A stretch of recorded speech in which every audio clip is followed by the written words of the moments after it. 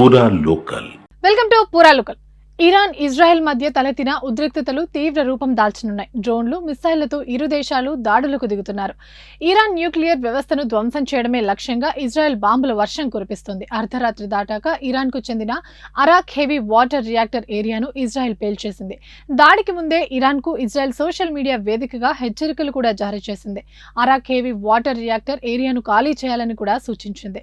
ఆ తరువాత కాసేపటికే అక్కడ ఇజ్రాయెల్ దాడులు చేసింది. 40 ఫైటర్ జెట్లతో 100 బాంబులు వేసింది. అణుబాంబుల తయారీ కోసం టెహరాన్ కు ఉన్న అన్ని వనరులను నాశనం చేయడమే లక్ష్యంగా ఇజ్రాయెల్ దాడులకు దిగుతోంది. దీనికి కౌంటర్ గా ఇజ్రాయెల్ బెరిషావాలోని సోరాక్ హాస్పిటల్ పై ఇరాన్ క్షిపణుల వర్షం కురిపించింది. దీంతో భారీగా ప్రాణ ఆస్తి నష్టం సంభవించింది. ఇప్పటి వరకు ఇజ్రాయెల్ దాడిలో ఇరాన్ కు చెందిన 640 మంది చనిపోయారని ఇరానియన్ హ్యూమన్ రైట్స్ గ్రూప్ ప్రకటించింది. మృతుల్లో 263 మంది పౌరులు ఉన్నారు. ఇజ్రాయెల్ పై ఇరాన్ 400 మిసైళ్లు, వందలాది డ్రోన్లను ప్రయోగించింది. ఈ దాడిలో 24 మంది చనిపోయారని, వందలాది మంది గాయపడ్డారని తెలిపింది. ఇరాన్ న్యూక్లియర్ వెపన్స్ స్థావరాలను నిర్వీర్యం చేయడమే లక్ష్యంగా ఇజ్రాయెల్ భీకర దాడులకు పాల్పడుతుంది.